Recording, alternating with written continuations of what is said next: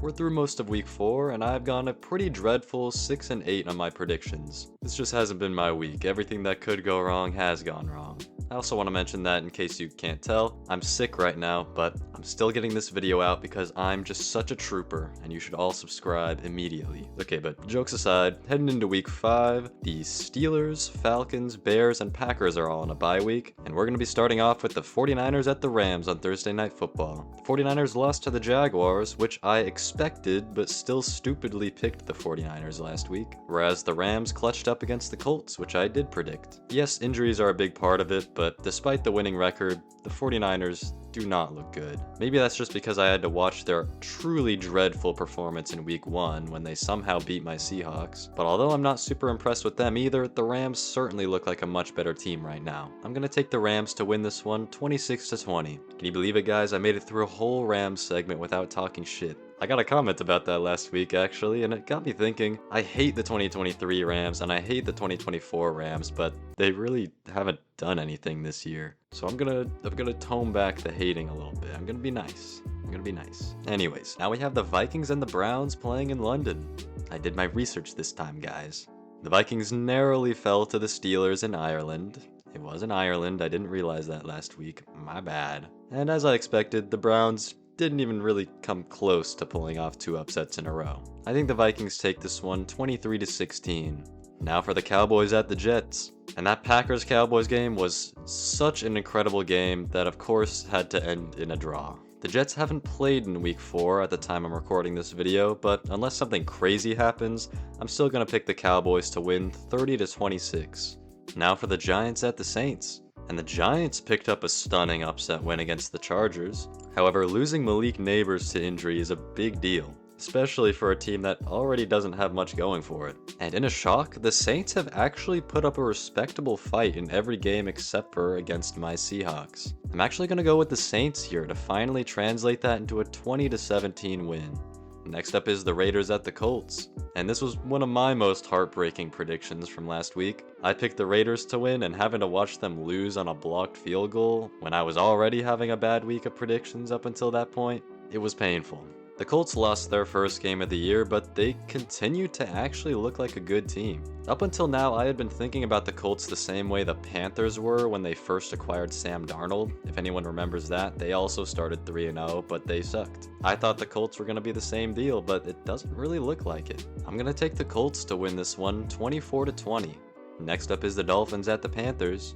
And just like the Jets, the Dolphins haven't played yet at the time I'm recording this video, but I just think they're a much better team than the Panthers, even though the Dolphins haven't looked good. And given that the Panthers just got obliterated by the Patriots, I mean, yeah, I know the Patriots beat the Dolphins, but I still think the Dolphins are a better team than the Patriots. And thus, I think they're a better team than the Panthers. Maybe I'm still too high on the Dolphins, and to be clear, I don't think they're a good team, I just think they're a less bad team. But I'm picking Miami in this one 23-20. Next up is the Broncos at the Eagles. And the Eagles were very fortunate to hang on for dear life against Tampa Bay. The Broncos also haven't played yet at the time I'm recording this video, but I think they're a solid team. I just don't expect them to beat Philly, especially on the road. I'm picking the Eagles 21-17. Now for the Texans at the Ravens. And for a defense that's already playing miserably to be down more than half of their starters, it is not looking good for Baltimore. Even with that though, it is just bizarre that a team as good as the Ravens is 1-3 right now. However, their schedule has a lot to do with that. And the teams that they lost to, the Bills, Lions, and Chiefs, are certainly looking a lot better than the Texans. I know the Texans are coming off of a 26-0 shutout win, but that was against the Titans. They don't count. I'm taking Baltimore to finally pick up their second win, 30-27. However, if Lamar's injury is serious enough to keep him sidelined next week, I'm actually going to roll with the Texans to win 26-20. Now for the Titans at the Cardinals. I'm unable to watch Thursday night games, so unfortunately I couldn't watch my Seahawks win last week, but the Cardinals made that game close when they had no business doing so. I think the Cardinals are a very solid team, and I expect them to take down the Titans with relative ease. I'm picking Arizona 24-16. Next up is the Buccaneers at the Seahawks, and this is probably the toughest pick of the week for me.